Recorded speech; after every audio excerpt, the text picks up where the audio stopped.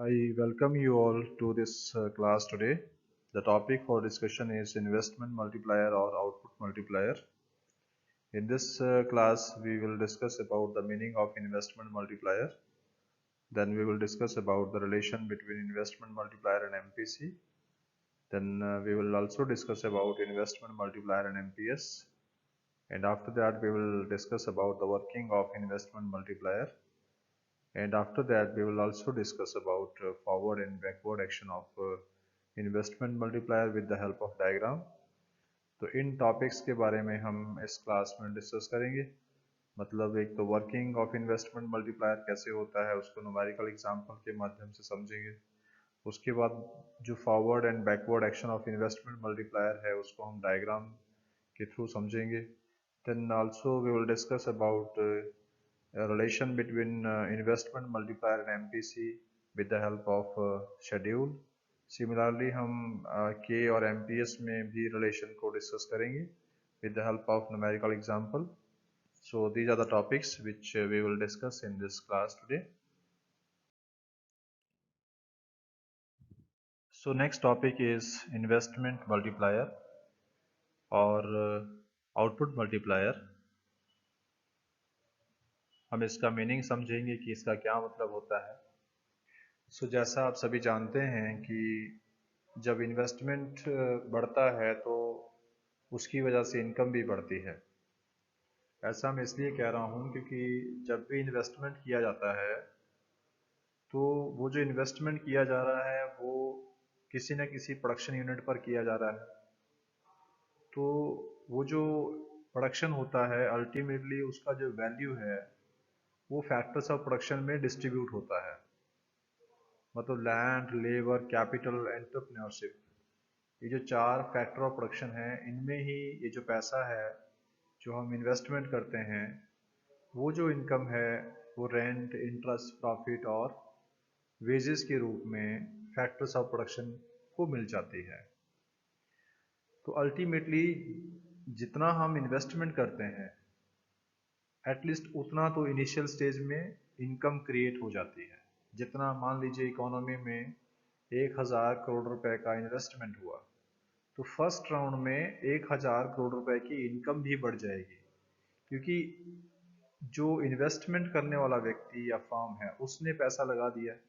अब वही पैसा प्रोडक्शन करते हुए फैक्टर्स ऑफ प्रोडक्शन में डिस्ट्रीब्यूट हो गया in the form of rent, interest, profit and wages.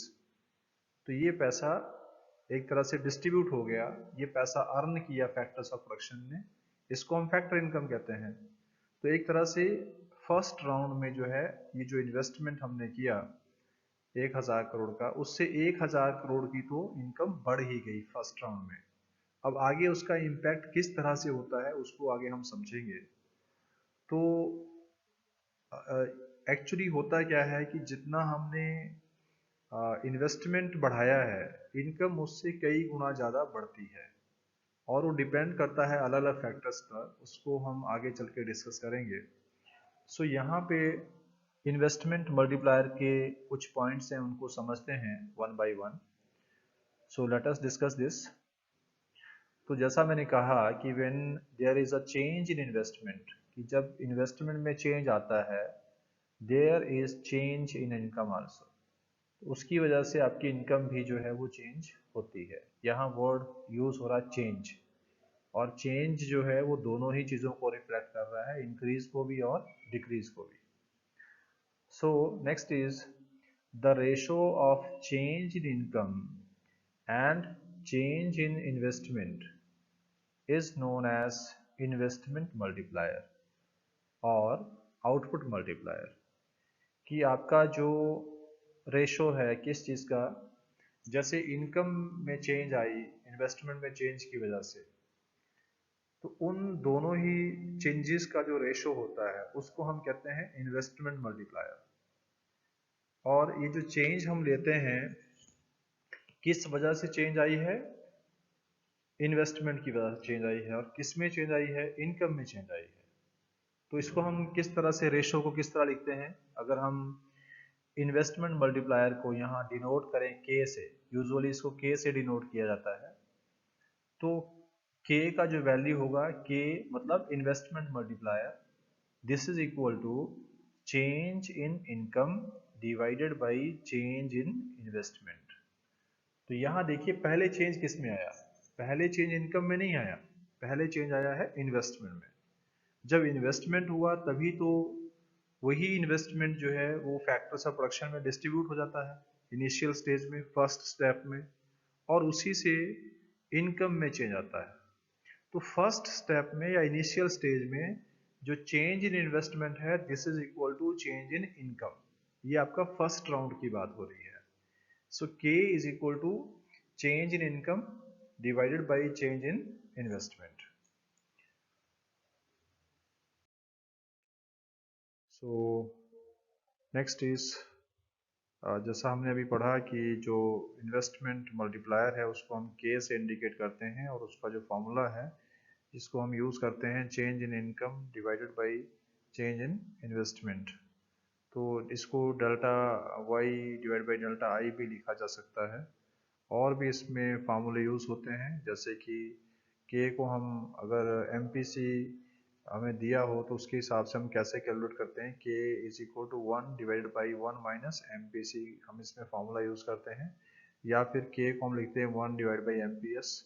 तो इस तरह से इसको भी यूज़ किया जा सकता है, क्योंकि एम पी एस जो है उसका वैल्यू होता है 1 माइनस एम पी सी, तो this can be also written like this.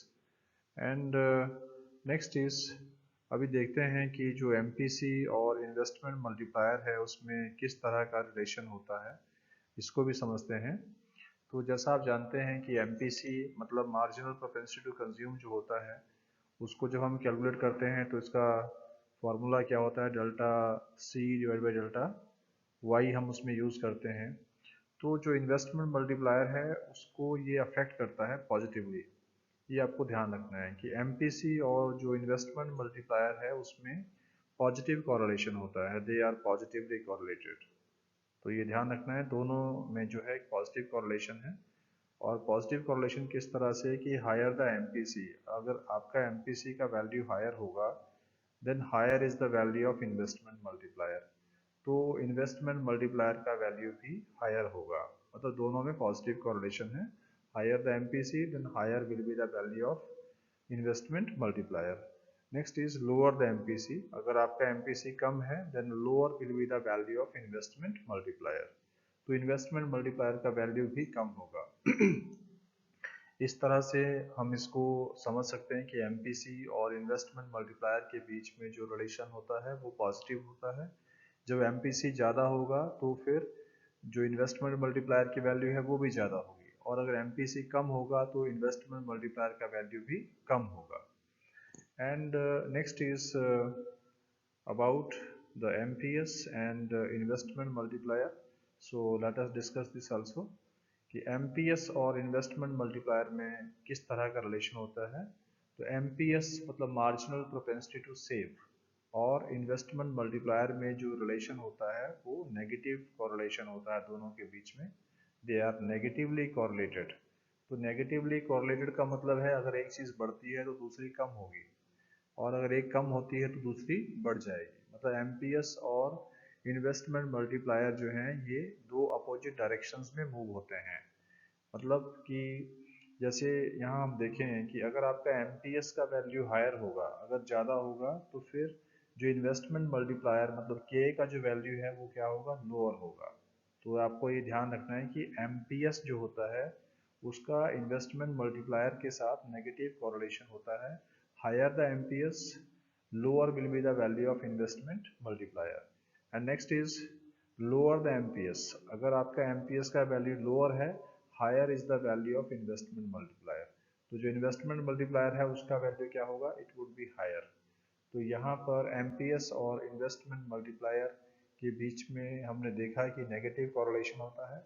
जब MPS बढ़ता है तो इन्वेस्टमेंट मल्टीप्लायर की वैल्यू कम होती है, और जब MPS कम होता है या लोअर होता है तो जो आपका इन्वेस्टमेंट मल्टीप्लायर है उसका वैल्यू हायर होता है। सो this was the relation between MPS and investment multiplier and MPC and investment multiplier. So let us discuss the relationship between MPC and investment multiplier and MPS and investment multiplier with the help of schedule.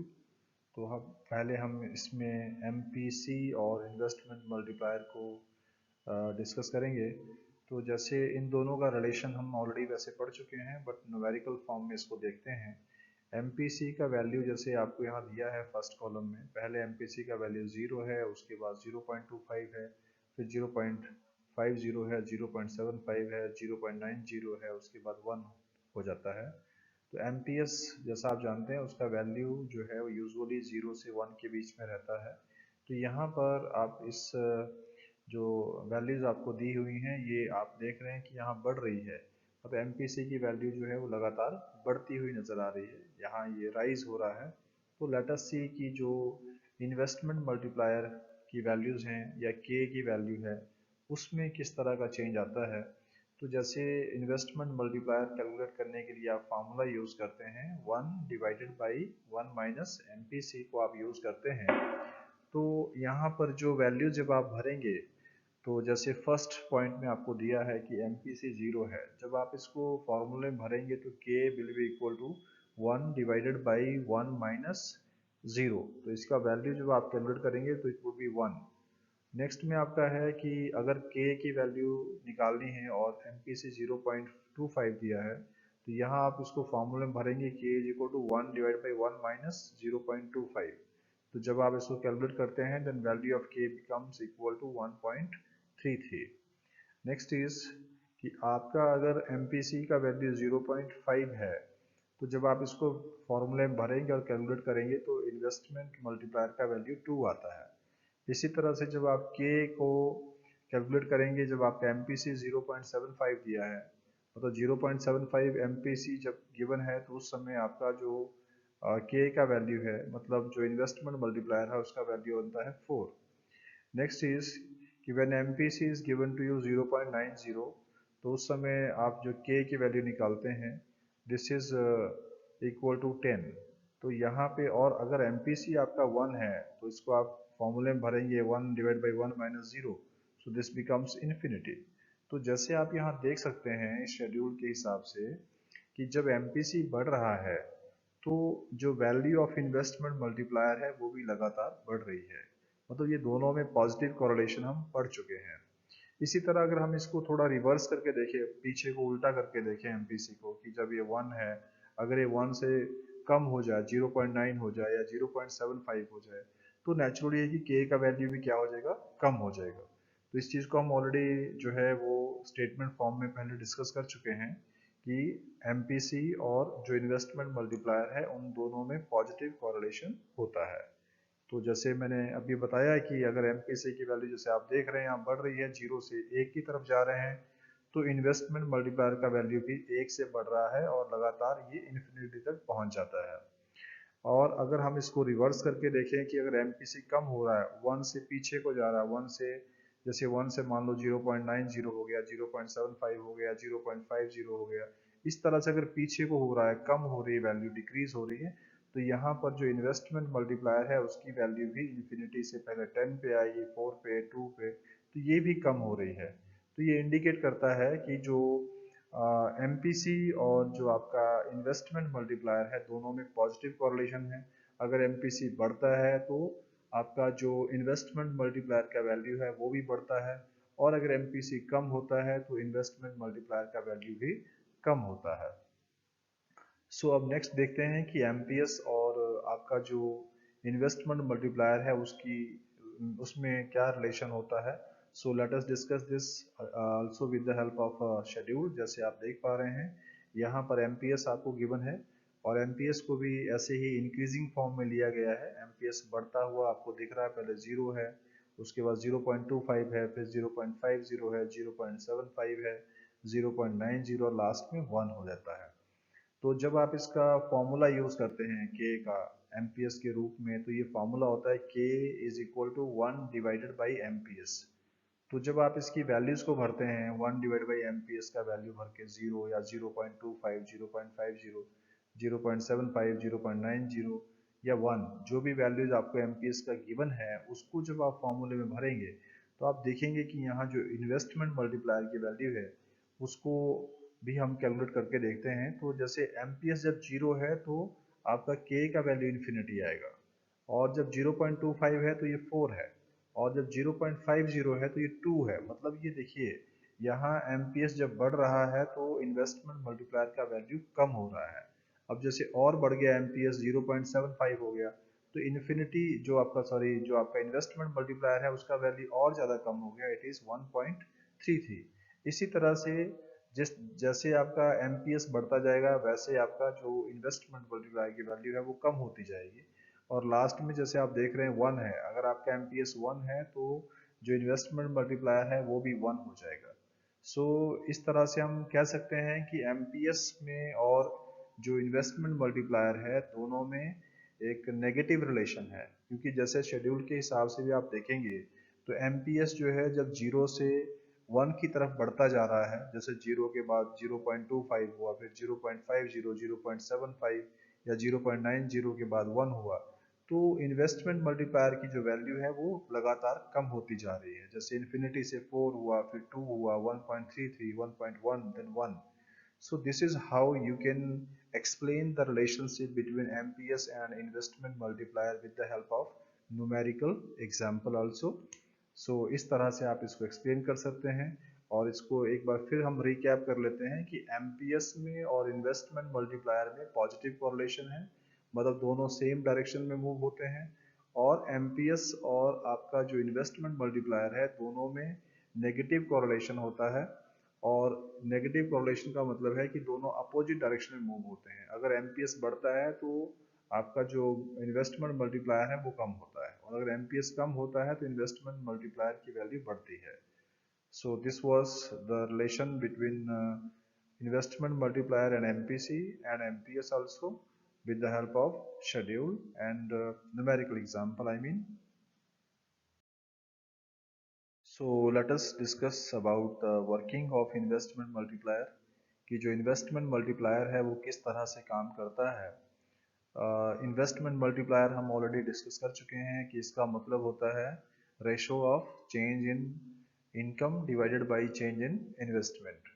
तो जैसे हम पहले ही discuss कर चुके हैं कि जब भी इन्वेस्टमेंट में चेंज आता है तो डेफिनेटली इनकम में भी चेंज आता है, और उन दोनों चेंजेस का जो रेशो है उसी को हम क्या कहते हैं, इन्वेस्टमेंट मल्टीप्लायर कहते हैं।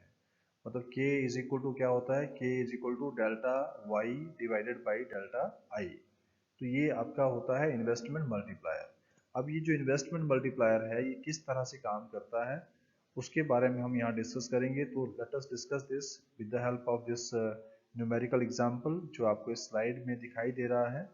तो देखिए सबसे पहले आपको ये ध्यान रखना है कि जो इन्वेस्टमेंट मल्टीप्लायर है वो उतना ही ज़्यादा होगा जितना ज़्यादा आपकी एमपीसी होगी। जितना ज़्यादा एमपीसी इकोनॉमी के अंदर होगा उतना ही ज़्यादा इन्वेस्टमेंट मल्टीप्लायर का वैल्यू भी होगा।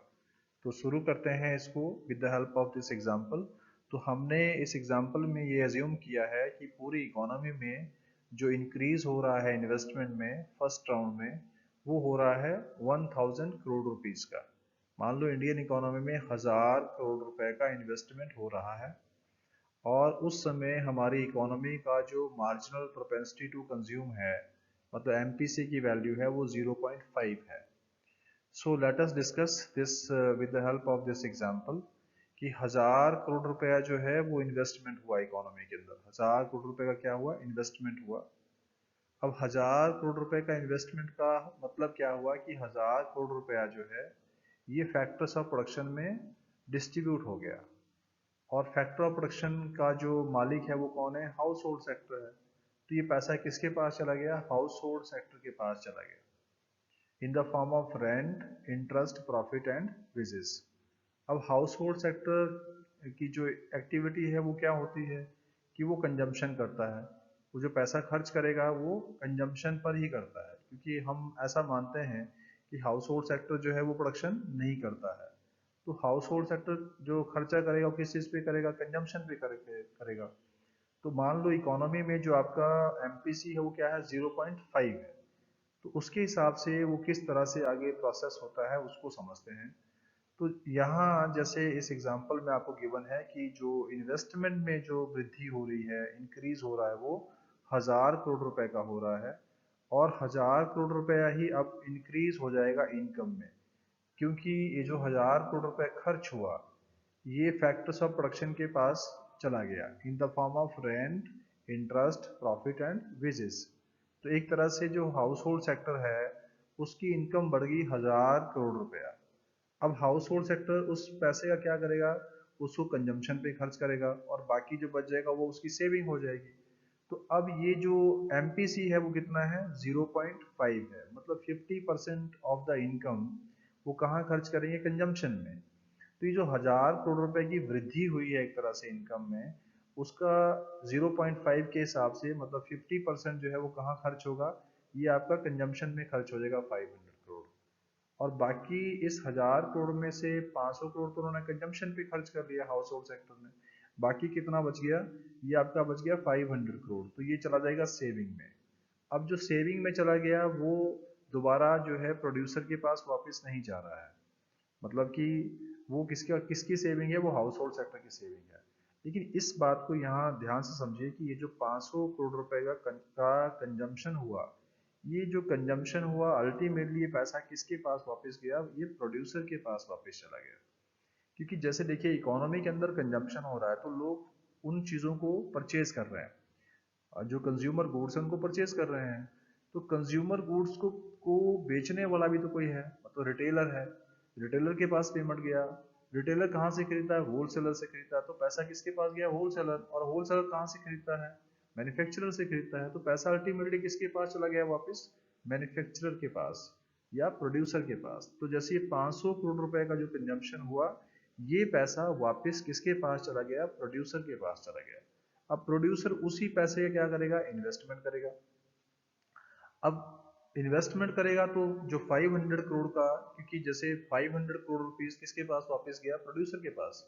तो प्रोड्यूसर उस 500 करोड़ रुपीस को दोबारा से इन्वेस्टमेंट करेगा प्रोडक्शन प्रोसेस के अंदर।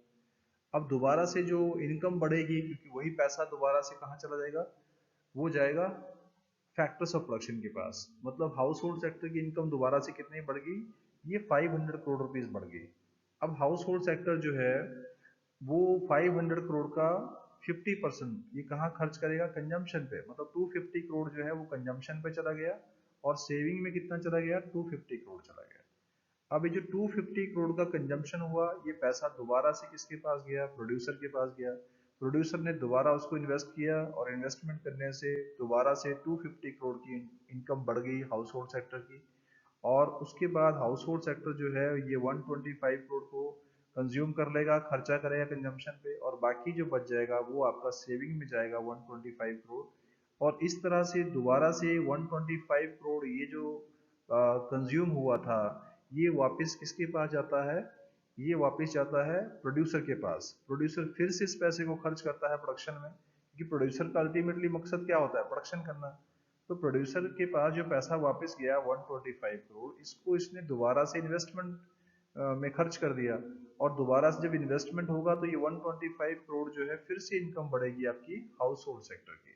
और उसका फिर वही 50% हिस्सा जो है वो कहाँ खर्च होगा, कंजम्पशन पे खर्च होगा, और बाकी जो है वो कहाँ खर्च होगा, ये खर्च होगा आपका सेविंग्स पे। तो इस तरह से दोबारा से वही जो 62.5 करोड़ जो है फिर से यहाँ पे खर्च होगा प्रोडक्शन में।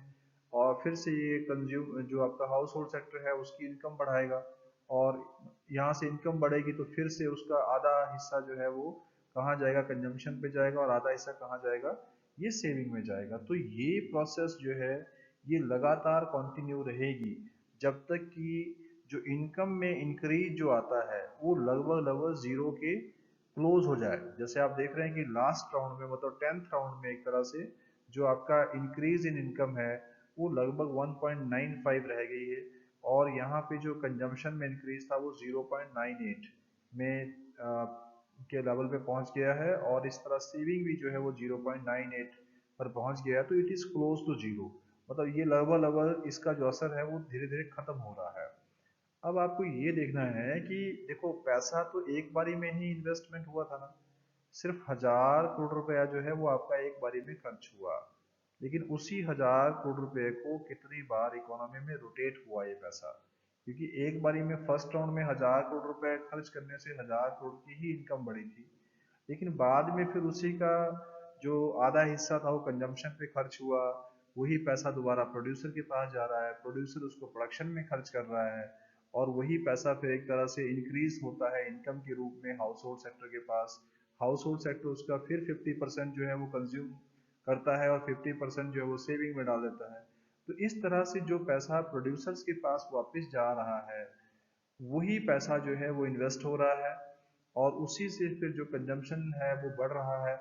और अल्टीमेटली हम देखते हैं कि इस तरह से यहाँ पे इस 0.2 0.5 एमपीसी होने की वजह से जो आपका टोटल इंक्रीज इन इनकम जो आया है वो आपका आया है 2000 करोड़। तो ये 2000 करोड़ रुपए का यहाँ पे टोटल इंक्रीज आ गई। अगर आप इसका सम टोटल करेंगे सभी राउंड्स ऑफ इनकम का, तो ये आपका इस तरह से ये 2000 करोड़ रुपए की इंक्रीज होती है इनकम में। और ये किस वजह से हुआ? क्योंकि हमने 1000 करोड़ रुपया इकोनॉमी में वन टाइम इन्वेस्ट किया था, फिर वही पैसा रोटेट होता रहा बार बार प्रोडक्शन प्रोसेस के अंदर। तो अल्टीमेटली जो इंक्रीज इन इनकम यहाँ पे हुई है वो हुई है आपकी 2000 करोड़ रुपीज। और ये अगर हम इसका सम टोटल निकालेंगे, कंजम्पशन में जो इंक्रीज टोटल आई है वो कितनी आई है? 1000 करोड़ आई है। और टोटल जो इंक्रीज आई है सेविंग में वो भी कितनी है? 1000 करोड़ है। तो हम देख सकते हैं कि 1000 करोड़ कंजम्पशन पे गया और 1000 करोड़ सेविंग में चला गया, तो टोटल इंक्रीज इनकम जो है वो कितनी है? This is 2000 crore. तो ये आपका 2000 करोड़ जो है वो इनकम में इंक्रीज है। तो इस तरह से हम ये देखते हैं इस एग्जाम्पल के माध्यम से कि इन्वेस्टमेंट तो वन टाइम हुआ था, एक बारी में ही एक तरह से डोज ऑफ इन्वेस्टमेंट थी या इन्वेस्टमेंट को इंक्रीज किया गया 1000 करोड़ से, लेकिन वही पैसा फिर एमपीसी के हिसाब से बार बार रोटेट होता रहा पैसा इकोनॉमी के अंदर। वही पैसा री इन्वेस्ट हुआ, वही पैसा दोबारा से इनकम के रूप में हाउस होल्ड सेक्टर के पास जा रहा है, फिर हाउस होल्ड सेक्टर उसी पैसे को कंजम्पशन में खर्च कर रहा है, कुछ हिस्सा उसका बचा भी रहा है। इस तरह से एक ही पैसा है, मतलब पैसा वही है 1000 करोड़ ही है, लेकिन वही पैसा मल्टीप्लाई हो रहा है, बार बार उसको हम मल्टीप्लाई कर रहे हैं इन्वेस्टमेंट के रूप में, कंजम्पशन के रूप में। इस तरह से हम देखते हैं कि जो 1000 करोड़ रुपीज का इंक्रीज था इन्वेस्टमेंट में, उसकी वजह से जो इनकम में इंक्रीज आया है वो आपका आया है 2000 करोड़ का। तो अब इसको आगे आप अगर न्यूमेरिकली इसको सॉल्व करते हैं तो k will be equal to delta y divided by delta i। तो यहाँ पर अगर हम वैल्यू भरेंगे तो ये आएगा k is equal to 2000 divided by 1000, the value of k is equal to 2। तो यहाँ पर आपका जो इन्वेस्टमेंट मल्टीप्लायर है उसकी वैल्यू क्या होगी? 2। इसका मतलब है कि 1000 करोड़ रुपए का इन्वेस्टमेंट करने पर जब आपका MPC 0.5 हो, तो जो इनकम में चेंज आता है या वृद्धि होती है वो 2 गुना होती है। तो आपका यहाँ पर जो इन्वेस्टमेंट मल्टीप्लायर है उसकी वैल्यू कितनी है? It is equal to 2। तो ये आपका k का वैल्यू इज इक्वल टू होगा 2। 2 गुना इनकम बढ़ रही है, उस समय बढ़ रही है जब आपका MPC 0.5 है और इंक्रीज इन जो इन्वेस्टमेंट है वो 1000 करोड़ है। और अगर मान लो MPC ज़्यादा होती, अगर यहाँ पर आप MPC को 0.5 की जगह 0.6 ले लेंगे या 0.75 ले लेंगे या 0.9 ले लेंगे, तो जो k का वैल्यू होगा वो भी बड़ा हो जाएगा, क्योंकि हम ऑलरेडी डिस्कस कर चुके हैं कि अगर आपका MPC बढ़ता है तो फिर इन्वेस्टमेंट मल्टीप्लायर का वैल्यू भी बढ़ता है। सो this was with the help of schedule या और न्यूमेरिकल एग्जांपल कि किस तरह से हम जो आपका इन्वेस्टमेंट मल्टीप्लायर की वर्किंग है वो किस तरह से करती है, ये हमने यहाँ पे अभी डिस्कस कर लिया है। सो let us discuss about the forward and backward action of multiplier. इसके बारे में हम पढ़ेंगे कि फॉरवर्ड एक्शन ऑफ मल्टीप्लायर क्या है और बैकवर्ड एक्शन ऑफ मल्टीप्लायर क्या है। We will discuss this in this slide. So let us discuss this one by one. Additional investment causes multiple increase in income। कि जो जब हम इन्वेस्टमेंट में वृद्धि करते हैं, जब इन्वेस्टमेंट को बढ़ाया जाता है, एडिशनल इन्वेस्टमेंट किया जाता है, तो उसकी वजह से जो इनकम है वो कई गुना बढ़ती है, मतलब मल्टीपल इंक्रीज होता है इनकम के अंदर। तो उसी को हम कहते हैं फॉरवर्ड एक्शन ऑफ मल्टीप्लायर। तो आपको ये ध्यान रखना है कि फॉरवर्ड एक्शन ऑफ मल्टीप्लायर का मतलब होता है कि when there is increase in the investment it causes multiple increase in the income, this is called your forward action. So this was the forward action of multiplier. And next one is decrease in investment causes multiple decrease in income. कि आपका जो investment है अगर उसमें decrease आता है, उसमें कमी होती है, then it causes multiple decrease in the income. तो उसकी वजह से क्या होता है कि जो आपकी इनकम भी है वो भी कई गुना कम हो जाती है. तो इनकम भी कई गुना कम होती है. जैसे अगर हम इन्वेस्टमेंट को बढ़ाते हैं तो इन्वेस्टमेंट मल्टीप्लायर के हिसाब से इनकम कई गुना बढ़ती है. उसी तरह से अगर इन्वेस्टमेंट को कम किया जाता है तो इनकम भी कई गुना कम हो जाती है. और इसी को हम क्या कहते हैं, backward action of multiplier. So this is called what, the backward action of multiplier हम इसको कहते हैं. So this is very simple कि फॉरवर्ड एक्शन का सीधा सा मतलब है कि अगर इन्वेस्टमेंट बढ़ेगा तो इनकम कई गुना बढ़ जाएगी, और अगर इन्वेस्टमेंट कम होगा तो इनकम भी कई गुना कम हो जाएगी. हालांकि कितना गुना कम होगी ये डिपेंड करता है on the value of MPC और MPS. So this was about the forward and backward action of multiplier. Now let us discuss about the forward and backward action of investment multiplier with the help of diagram. तो इस diagram के माध्यम से हम इसका जो forward action and backward action है multiplier का उसको हम यहाँ पे डिस्कस करेंगे. सो जैसा आप देख रहे हैं कि जो एक्स एक्सिस है उस पर इनकम को शो किया गया है या आउटपुट को शो किया गया है, और जो वाई एक्सिस है उसमें हमने aggregate supply and aggregate demand को एक्सप्लेन किया हुआ है, इसको शो किया हुआ है. सो जैसा आप देख रहे हैं कि यहाँ जो ओ वाई कर्व है ये एग्रीगेट सप्लाई को इंडिकेट कर रहा है यहाँ पे, this is your aggregate supply curve. और जो एग्रीगेट डिमांड है, जो ओरिजिनल एग्रीगेट डिमांड है, this is A D and this is equal to C plus I. क्योंकि आप जानते हैं कि एग्रीगेट डिमांड के जो कंपोनेंट हम देते हैं वो है consumption demand plus investment demand. So A D is equal to C plus I and Y is equal to A S.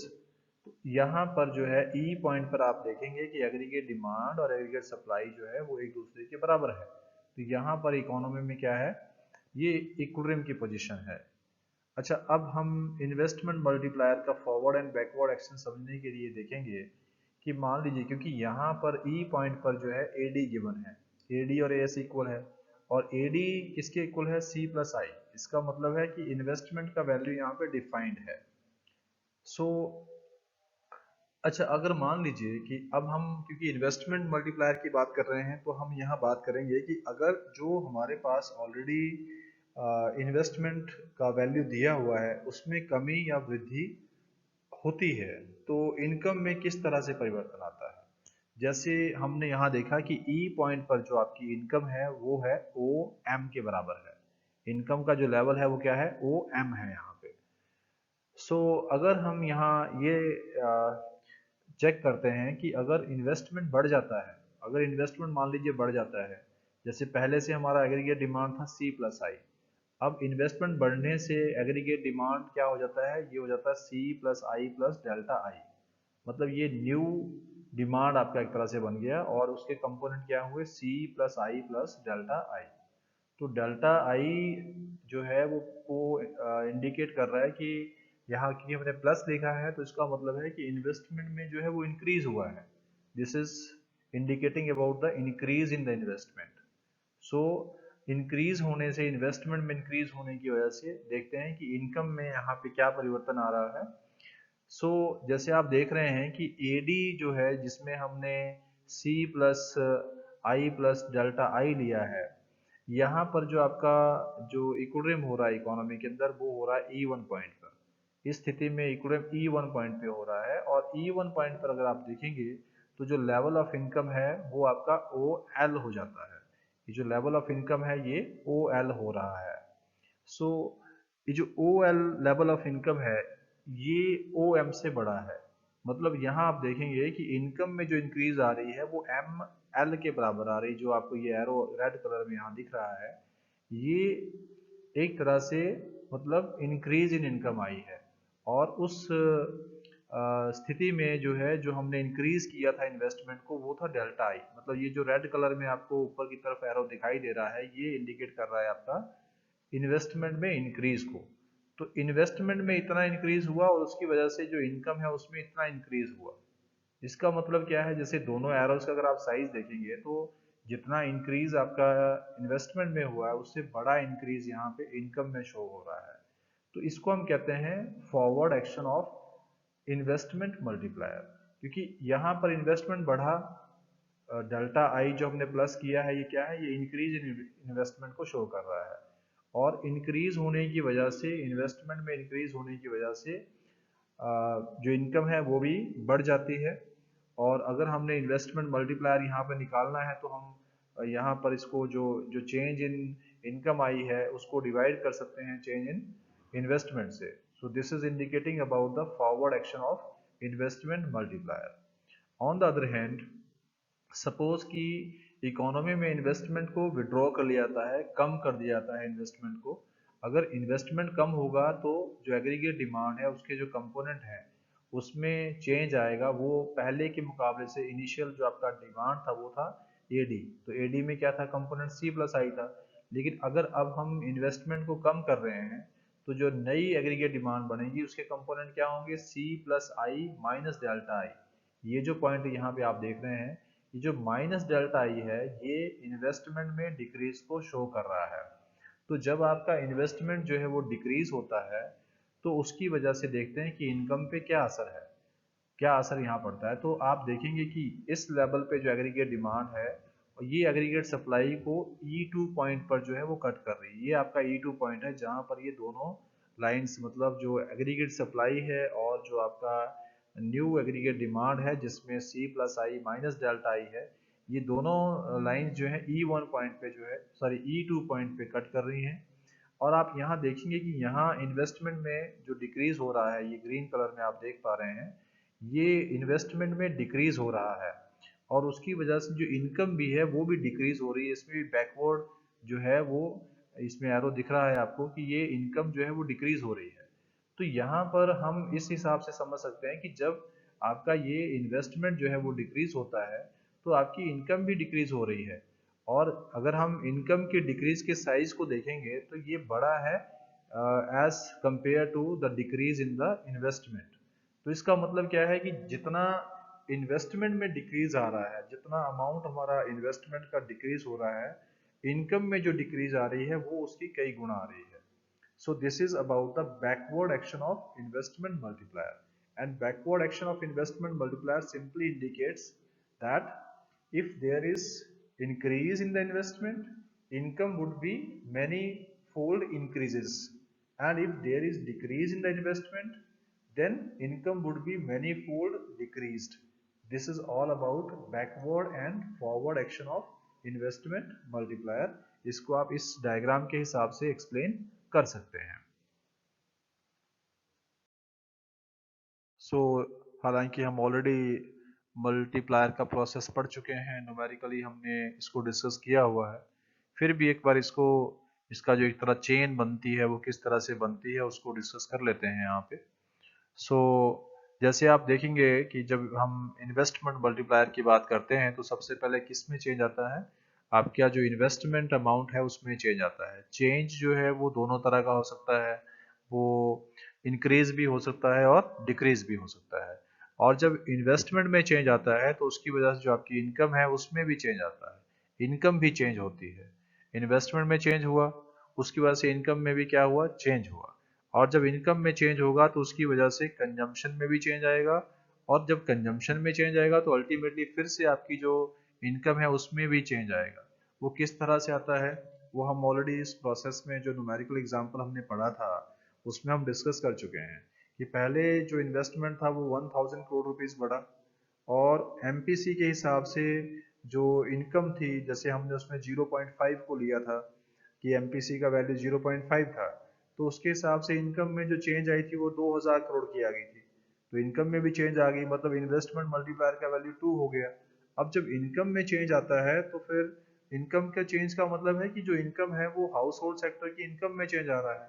अब उसमें चेंज आएगा तो उनके कंजम्पशन अमाउंट में भी चेंज आएगा। जब हम यहाँ बात कर रहे हैं चेंज की, तो अगर इन्वेस्टमेंट आपका बढ़ा है तो इनकम बढ़ेगी, और इनकम बढ़ने से कंजम्पशन भी बढ़ेगा। और अगर मान लीजिए कि इन्वेस्टमेंट कम हुआ है, तो इन्वेस्टमेंट कम होने से इनकम भी कम होगी, और जब इनकम कम होगी तो उससे कंजम्पशन का जो अमाउंट है वो भी कम हो जाएगा। तो जब कंजम्पशन कम या ज़्यादा होता है तो उसका डायरेक्ट इफेक्ट किस पे पड़ता है? एमपीसी पर। तो एमपीसी अगर ज़्यादा होगा, बढ़ेगा, तो इनकम आपकी बढ़ जाएगी, और अगर एमपीसी कम होगा तो जो इनकम में भी जो जो चेंज आएगा या इंक्रीज आएगी वो भी कम आएगी।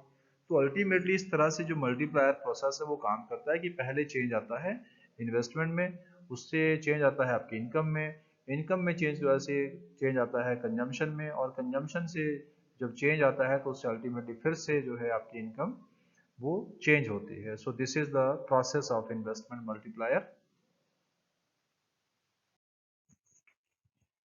So if you find this class meaningful and helpful, then please share this video to the other students also, those who can be benefited out of it. Thank you.